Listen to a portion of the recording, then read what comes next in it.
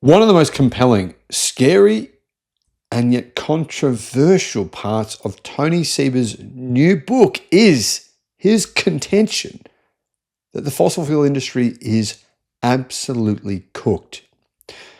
He says fossil fuel demand will peak and collapse far earlier than mainstream projections suggest. And if you're invested in any way, whether that's through your superannuation or your investment, basically your future, your retirement is in any way connected to the fossil fuel industry, you're in trouble. Well before 2030, he says this will happen. He explains that disruptions do not require 100% displacement of legacy industries. We don't need to completely get rid of fossil fuels in order for them to collapse. Demand for incumbents can plummet rapidly and will, as seen in other technological transitions. For example, combination of solar, wind, and batteries plus EVs is about to lead to a sharp decline in oil demand. Even the Chinese state-owned oil company says he's right, rendering much of the world's fossil fuel infrastructure stranded and economically unviable. These implications are profound. For petrostates, utilities, legacy automakers, and institutional investors, all of them, they need to wake up before it's too late. I finally finished reading TonySeba's new book called Stellar. Here's my review of his book. Here is what's going to happen in the future. This is basically going to determine the future of the planet. Not everything will be exactly correct or exactly perfect, but it's going to be pretty damn close. This is how the future is going to look in 10 years from now. It's going to be wild. Really, really good. I mean, insanely good. Basically, poverty will soon be eradicated. That's the good bit. The bad bit is, well, there is a bad bit, and it's very bad. Hello, my friends. Welcome to the channel. I'm Sam Evans. You're watching the Electric Viking. I have, of course, talked about TonySeba and Rethink X, their predictions, many times on the channel. They predict things that have been pretty wild, like solar would decline in cost by 90%, which it did. Crazy that. EV battery prices would decline in cost by more than 90%, which they did. They got that right as well. In fact, they got many predictions right. And they're actually one of the reasons why I started this YouTube channel. I started listening to TonySeba in 2014. And I realized that actually the world was not going to be what we thought it was. Yes, millions of jobs would be lost, but insane, and I mean utterly mind-blowing amounts of money were going to be added to the global economy. Trillions and trillions of dollars. Simply by doing one relatively simple and straightforward thing.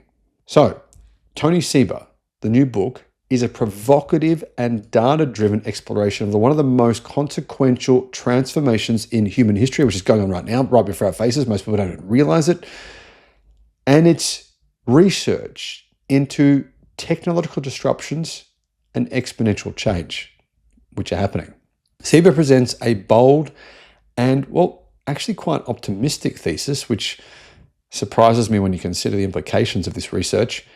Namely, though, solar energy, wind power, batteries, and electric cars, combined with business model innovation, such as what's going to happen to food, the meat you eat will not be the meat you think it is, and intelligent software, will fundamentally and are fundamentally reshaping the foundations of the global economy far faster than almost anyone actually realizes. And I think you need to know this information if you want to invest in a company. You want to think about what your future is going to be, how you're planning out your future. How do you do that when you don't even know what's going to happen? Well, this is kind of a blueprint to what I think is most likely to happen. So what's his central thesis? At its core, Stellar argues that the global energy system is undergoing a technology-driven disruption, and this is akin to past major shifts like the Industrial Revolution, driven by the convergence. This change is primarily driven by the convergence of key technologies that are simultaneously becoming cheaper, better, more efficient, more accessible. Of course, I'm talking about solar, wind, lithium-ion batteries, and sodium-ion batteries as well, and electric cars. These innovations are not only massively outpacing fossil fuels in performance and cost and continue to get cheaper, but they're also set to make energy abundant, decentralized, and near zero marginal cost by the early 2030s. So what does a near zero marginal cost mean? It means that the cost will be so low you won't even consider it as a factor. Like, let's say you're starting a business, you won't say to yourself, well, what's the cost of energy going to be? Let's say you're moving house, you're going to a new house, you won't say to yourself, well, how much is energy going to cost? It's just something you won't even think about. Seba's thesis rests on the idea of exponential cost curves, a concept borrowed from the computing industry, e.g. Moore's law, which I've talked about many times. If you double production once, the cost on average comes down by 20%. Double it again, comes down 20% again, right? We're very early into the renewable energy phase, the revolution. We're going to see many doublings over and over and over. And each time you doubles, costs come down by around 20%. Now, this shows that technologies, solar, wind, and batteries, are following a non-linear path of improvement and adoption. And traditional energy forecasts from governments and large institutions consistently get it wrong. They are underestimating the speed of disruption because they fail to account for exponential dynamics. And to give you an example of what he's talking about, and I've shared this analogy before, think of a chessboard, right? You've got a grain of rice doubling on every square. So you've got 68 squares on your chessboard. The first square, 1 grain of rice. The second one, you've got 2. The next one, you've got 4. The next one, you've got 8. The next one, you've got 16. Then you've got 32. Then you've got 64. How many grains of rice do you have on the final square? This really is the concept of exponential. Now, guys, if you have not done this before, write it down. Write down your number or say it in your head. Is it a million? Is it a billion? Is it a trillion? Well, no. It's far more than that. In fact, it's more grains of rice than there are grains of sand in India. Now, by square 10, you have 512 grains of rice. Doesn't sound like all that many, does it? However, by square 20, you have 524,000. 524,000 by square 20. By square 36, you have 34 billion. 34 billion, and you're only halfway through. By square 64, it's 9, 223, 372, 035, 854, 775, 808. That number is so insane that I don't even know how to pronounce it. It's just, yeah. Now, the second phase of the chessboard is often used to explain how quickly growth comes to have an enormous impact on a business strategy and performance. But actually, it's not just business this is affecting human lives. This is affecting the entire planet in the profound ways you can possibly imagine. I mean, imagine being a child born in Africa, a child born in India to poor parents, which is the norm. That's not going to exist anymore. And I mean that in 100% real way. It's not an emotional thing to say. It's just the logic of the equation that TonySeba and James R. Bibb have revealed here. The premise is from scarcity to abundance. Right now, we live in a world where scarcity is the norm. You think about this on a daily basis, right? You think, how much money have I got in my bank account? What are my bills going to cost me? That's not going to be the way humans will think in the future. I know it's very hard to understand that, but it's not going to be the way your mind will think in several generations from now. Tony says that traditional energy forecasts from governments and large institutions just get it wrong all the time because they don't understand this game of exponential play. They don't understand how the chessboard and the rice grains scenario work because human beings, our brains don't operate that way. There's 4 pillars of disruption: solar and wind energy.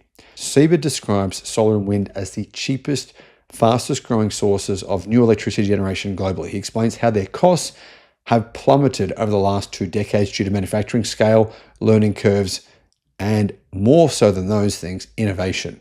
Unlike fossil fuels, which have variable and increasing costs tied to extraction and transportation, those costs never end. Solar and wind have zero marginal costs once installed. Seba argues that their decentralized potential, solar panels on rooftops or microgrids, in remote communities will radically shift power from centralized utilities. I mean, who doesn't complain about this? My electricity company keeps putting up the prices. That'll change. You won't even think about that. The power will go to consumers. That will be the future. Number 2, battery storage. The intermittency challenge of solar and wind is being solved by battery storage, particularly lithium-ion and sodium-ion batteries. Stellar shows how battery costs have fallen more than 90% in the past decade. It's actually more than that because that doesn't include the energy density increases in batteries and the longevity. We're looking at battery guarantees now of 35, 40, even 50 years for battery storage. And energy storage is now economically viable everywhere. Batteries enable the time shifting of energy use, stabilize grids, and they empower distributed energy systems. They also underpin the electrification of transportation, another major disruptive force, which is covered in the book. Electric cars, point 3. Seba predicts that EVs will reach cost performance, partly, they already have in many places, partly with internal combustion engine vehicles, well before 2030. And the global auto industry will still decisively move toward electrification completely. It's not a question of if, it's a question simply of when. EVs are cheaper to fuel, cheaper to maintain, offer superior performance, and integrate seamlessly with renewable energy systems. And they're getting better. Charging speed is getting faster every year. The cost of the batteries in those EVs and those EVs themselves continues to fall, but at the same time, the performance of those EVs continues to improve. Combined with autonomous technology, autonomous cars, and mobility as a service platform, EVs are going to disrupt oil demand, car ownership models, and urban infrastructure. Now, if you don't agree with Tony on this, you're kind of a bit crazy because even the largest government-owned Chinese oil company says this is happening right now. They're saying that demand for oil is already falling because of electric cars and that they predict it will speed up. Number 4, software and business model innovation. Beyond hardware, Stellar emphasizes the role of software in coordinating, optimizing, and scaling new energy systems. Artificial intelligence, predictive analytics, blockchain, and digital platforms will enable real-time energy trading, automated grid balancing, and user-level energy control. New business models like peer-to-peer energy markets, vehicle-to-grid systems, and community solar cooperatives will unlock further value and decentralized control. Now, let's fast forward 10 years into the future. Imagine that all the cars you see, or most of them, are EVs, and you have vehicle-to-grid, right? Imagine you have solar on your house. What are you going to do? Are you going to pay an electricity company for electricity when you don't need to? When you have all the power you don't need gasoline anymore. You don't need to pay for electricity from the grid anymore. All of a sudden, you create your own world. The collapse of the fossil fuel era. This is next. One of the most compelling and controversial parts of Stellar is Seba's forecast that fossil fuel demand has peaked or will peak very soon and collapse far earlier than mainstream projections suggest, well before 2030. Now, he wrote this book before we saw the data come from China, which shows coal demand has finally peaked. Historically, it's actually started to go down. This hasn't happened for 100 years. So he was correct already. He explains that disruptions do not require 100% displacement of legacy industries. Rather, once alternatives reach a tipping point of cost and performance advantage, demand for incumbents plummets rapidly. As seen in other technology transitions. Really, to summarize this, have a look at Nokia's phones. The Nokia 3310, the Blackberries, the phones with all the buttons on them.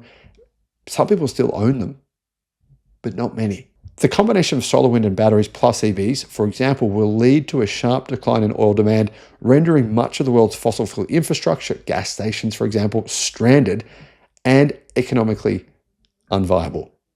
The implications are profound. For petrostates, Russia, Saudi Arabia, legacy automakers, and for institutional investors. You need to see this happening, otherwise you're gonna lose your money. And that's going to be huge. The rise of energy abundance and democratization. Seba contends that the disruption is not just a technological shift, it is a cultural transformation. The move to solar, wind and batteries plus EVs will turn energy from a scarce, polluting, centralized commodity into an abundant, clean, decentralized resource. For the first time in history, energy generation and storage will be available to virtually anyone with access to sunlight, wind, and affordable hardware. I mean, you can see it already happening in places like Pakistan.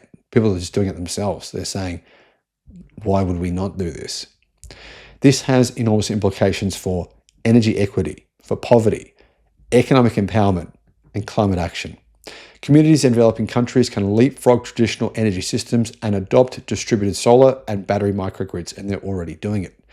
Households can become energy producers and sellers, and we're starting to do this already. Cities can achieve energy resilience. Pollution-related health impacts will plummet. People don't realize, but for example, 22 million people in the United States died prematurely from coal dust. And that was recent. That's within the last 25 years. Carbon emissions will decline rapidly without the need for top-down mandates, simply because clean technology is much more economically attractive. It all comes down to the money. Now, will there be places where there will be politics that slow all this down? Absolutely. It's happening right now in the United States. But all of this is inevitable. Massive amounts of clean energy will drastically, along with artificial intelligence and other technological innovations, bring the entire planet out of poverty. This is what is going to happen. We will see an enormous difference to global poverty. It will be eradicated very, very quickly. I'm talking within the next 25 years. We will lose our jobs to robots within the next 15 years to 20 years, depending on what job we do. But abundance will go up. People, well, this could be bad. If you need a job, and most of us do, this could be bad. Governments will need to give people work, like working for the dole in Australia. This needs to happen. Human beings need to work. They need to have a purpose and they have direction. So there is good and bad. Huge abundance will create enormous problems, enormous positives. Poverty will go, but at the same time, enormous problems. Seba takes aim, though, at what's happening right now. He says traditional forecasting models are deeply flawed. Linear assumptions, reliance on outdated historical trends and political biases often blind analysts to exponential trends and disruption signals. Institutions like the IEA, the EIA, and many national governments have repeatedly underestimated the speed and scale of clean energy adoption. And he's right, they have. The EIA, I mean, they're doing their best, right? But every year they underestimate the global changes, the disruption of fossil fuels. They underestimate how fast the EV transition is moving, how fast the solar, wind, and battery transition is going. Stellar presents a new framework based on disruption theory, learning curves, and scenario planning to better anticipate the future. And in fact, there's actually a link I'm going to put in the description showing you essentially what each country needs to do to get to massive economic abundance faster. What's got to be done? Well, Stellar is fundamentally optimistic, but TonySeba underscores that the outcome is not guaranteed. He calls for immediate action to remove policy, regulatory, and institutional barriers to clean energy adoption. This includes the following: reforming utility business models to align with decentralized energy, encouraging EV and battery manufacturing through smart incentives, upgrading the grid for bidirectional energy. You can't stop people from putting energy into the grid. If you do, that's just slowing down the positive situation that we can create. Fostering innovation in clean energy financing and ownership. We can't fund fossil fuels. The world is still putting in trillions of dollars into fossil fuels yearly. That's got to stop. Educating decision makers on the nature of exponential change. Most decision makers they've never even heard that chess analogy I shared with you earlier. If they have heard it, they've forgotten it a long time ago. Seba stresses this is not about subsidizing clean technology forever. It doesn't need to be. But it's about recognizing that clean tech is already cheaper and unlocking its potential by removing artificial constraints. here's the thing, right? You've still got these vested interests, certain parts of the government really fighting for things like nuclear and brainwashing human beings into thinking that that's a good decision. But ultimately, this is a blueprint for hope. Whilst it's true, we will lose our jobs, all of us, eventually. We can create new ones. And at least people won't be starving anymore. Stella provides a very compelling and rigorously argued roadmap for a future powered by clean, distributed, intelligent energy systems. It's a book grounded in empirical data and a historical precedent. Yet, as always with TonySeba, it's visionary in scope. Seba's message is that we stand at the cusp of an energy revolution that will be fast, global, and deeply transformative. And the key is, this is the key. First of all, you've got to adapt. Guys, if you can't adapt quickly, change quickly, if you're like one of those people who just hates change, then this is going to be hell for you. This is going to be so difficult. The key is to recognize the signals of disruption early and act with clarity, purpose, and also be flexible. Learn. Be willing to learn. Learning is one of the greatest gifts of being alive. One of the most beautiful, beautiful things we have as human beings is the ability to learn new things. Things that can change the way we look at the planet. Whether you are a policymaker, entrepreneur, an investor, or a concerned citizen, Stella can equip you with the insights and tools you need to navigate the coming decade of unprecedented change and help shape a future that is sustainable, resilient, and abundant for everyone. Now, to summarize, there are 5 key sectors in the book. Energy. This is the key pillar here. Everything hinges on energy, but there are other things. Food, precision fermentation, and cellular agriculture that will basically eliminate cows and sheep and farming for this kind of agricultural type farming. Masses of farmland will not be needed for that type of farming anymore. That's going to completely transform things. And food will be even more nutritious. I know that sounds wild, but it's true. Water. Desalination provided by cheap solar energy will solve water scarcity. We have a lot of water scarcity in some countries, but remember, when you have way more energy than you know what to do with 99% of the time, you can desalinate the water. And there's rising ocean levels. So desalinating water is actually a good thing, using ocean water. Transportation. Of course, autonomous cars will change the world. The cost to get a taxi will be 1/10 of the price of simply owning a car. In other words, a taxi ride might cost you 50 cents, $1. It'll be so close to being almost free. Materials. Advances in nanotechnology and recycling will minimize the need for mining new materials. We won't need to mine for lithium after around 2055. It'll be over. We'll have enough for all that we need. That will apply to many sectors. Improvements in recycling will transform the world. Those are the key pillars of the book. And I think that, honestly, I think Tony, once again, has it right. I've been following what Tony and James Arbib have been saying now for 11 years. And there's no reason to stop anytime soon.